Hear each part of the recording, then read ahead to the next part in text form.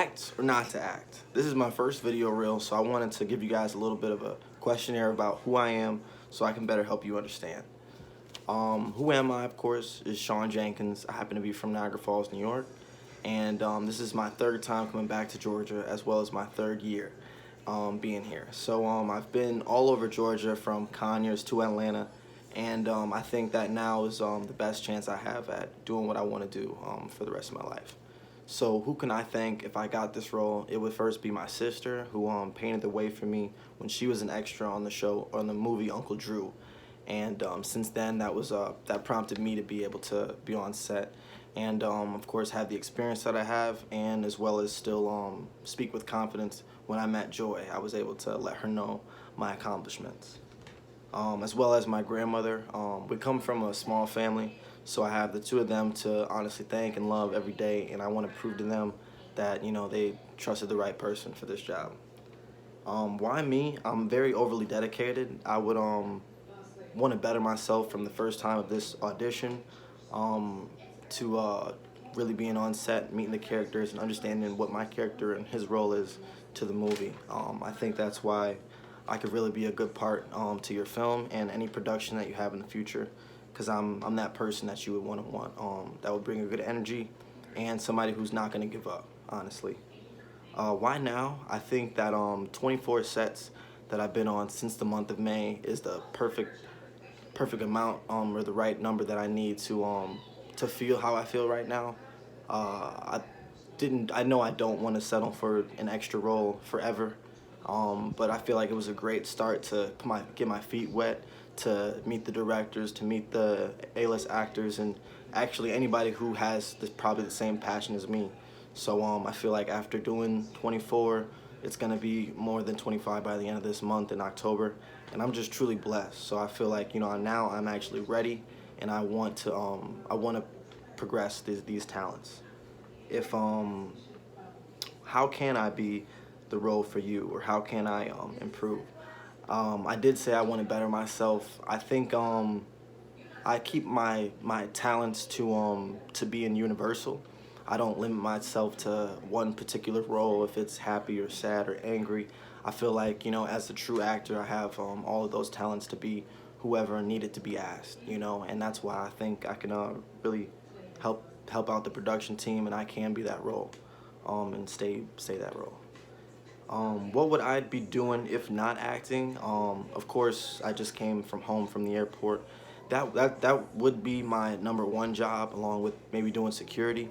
I don't think that I would be happy for the rest of my life if I just had a 9 to 5, if I just had a job where I wasn't using my talents, or at least trying to work on them. You know I've done monologues, I've done plays, but to actually be able to work on my craft and be able to show people that dreams can actually happen, to you know, wanting that for yourself, I think is the first step.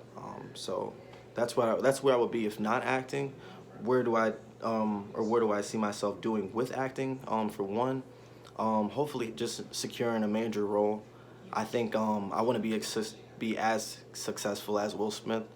That's been my idol for my whole life, since The Fresh Prince of Bel-Air. And you know, I think if I truly commit myself as I'm doing now, you know, I will get there somehow, you know. But definitely with this first project, I think is the first opportunity I would need to really get my feet secure, to really being invested in film for the rest of my life. When do I see myself getting what I want with acting? I would say yesterday is where my acting, I feel like, paid off, you know, at least my networking with acting. Joy, I truly thank you, you know, just getting a voicemail to be able to send to close friends and family about where I've been, you know, in the last, I would say 6 months by coming back to Georgia. It's been a turnaround, you know, because this is my third time coming back here, this is my third year. I didn't know truly what my possibilities were by coming back, but you know, by hearing that voicemail, by meeting with Joy, and by her being who she really said she was, I think that really paid off, you know, because you're not guaranteed a callback, you're not guaranteed a role, nothing in life is guaranteed, but to honestly have that opportunity presented is an accomplishment, and definitely for me, that's already been kind of provided, thanks to you, Joy. Um, when, if not now, would I have a major role, or would I see myself completing my goals with acting is honestly by tomorrow. By me getting that voicemail from Joy, I am committed to getting my headshots done, getting a real, because of course this is just a Q&A and as well as my monologues. But yeah, this was definitely what I needed to remind myself that I am definitely talented. I'm definitely committed. I'm driven, and I know where I want to be at 23. And I just want to show you guys my dreams and what I'm capable of. My capabilities. And my last question could have been, how did I find acting was my niche? It was back in high school. I was able to do the morning announcements, and that moved me to the plays and the musicals.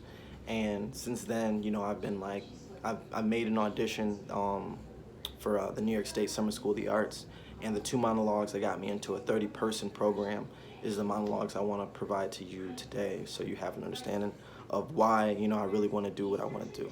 And I thank you for taking this time out to listen to me. I hope that I hear from you back in the future. Thank you. You know something? You have to be a real goddamn hero or the sickest fucking psycho to ride the subway in the morning. 7:30 a.m., you plunge into the purgatory. Khakis clean, 4 years worth of forgotten New Year's resolutions. You can already feel the cool touch of moisture flowing between your dress shirt and along the spine. Your favorite noose is laying perfectly down your front, and as your cherished black Oxfords leave that last step before you enter the station. All you can think about is how much you motherfucking hate the barista who 5 minutes earlier made your coffee. Then bang! Just like that. Motherfucking Jack the Ripper is tearing at your goddamn very being. 8 million memories of grit, grime, and stench are enveloping you and wrapping you in the shroud. You, a soul, a fucking goddamn clown act of a soul, are now drawing your machete and ramming that plastic bastard right into the proper slot in the turnstile. The following moments, as you lean and sway in your blissful hysteria of sleep deprivation and caffeine, are truly idyllic. But there is no end to momentum, so it's just BAM again! Silver doors are shuttering open in front of you, and you're giving that morning's first look at the jungle. After what feels like hours of pure hysteria, you have pushed your way in. You are now a goddamn object, wedged with your side against some kid's backpack, with your back to the metal stained bar, your torso and pelvis thrust forward, at a busty brunette businesswoman's back. Here's where the real goddamn tragedy begins. Your mind is trapped, a goddamn plague of chaos. All you can think about is grabbing that ass of that woman in front of you. You want to tear her fucking bucket? You want to tear her fucking blouse apart until her fucking buttons pop and has her padded to the floor. That goddamn backpack! That snotty-nosed fucker is plugged in his machine and oblivious to everything around him. His back digs and caresses like a leopard along your leg and torso. You just want to glock that fucker. The kid's face is a sterile mess of ivory skin, pimples, red marks, and the shadow of a beard. But you are goddamn Michelangelo! You, a timeless sculptor, are using your hands in the way they were meant to be used. Molding. You're just fucking molding that fucker's face to suit your whims and fancies. Then just bam, bam, goddamn motherfucking BAM! You can't turn your beady eyes away. Rolls of tender flesh, a rosy dimpled complexion, a face, a goddamn motherfucking innocence, a baby, a motherfucking infant.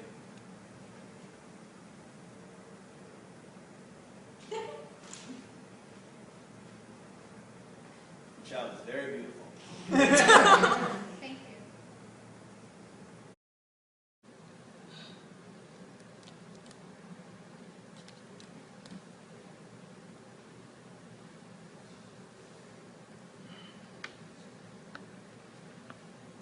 Well, Well, your day. fine. Yours? something? Something. Something new? New? Tell me about your day-to-day. Well, went to work. It was fine. You know, Linda, she asked about you. She wanted to know how the work was. I don't care about Linda. Matt called today. Something about a picnic. A company. Pick up your panties from my house.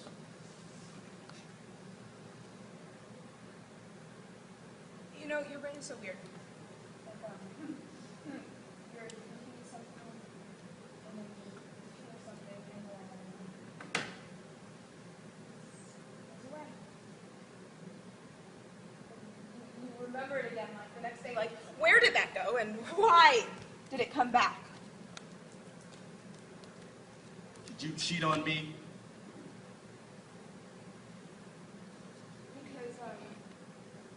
Because there's you, and there's your brain, and there's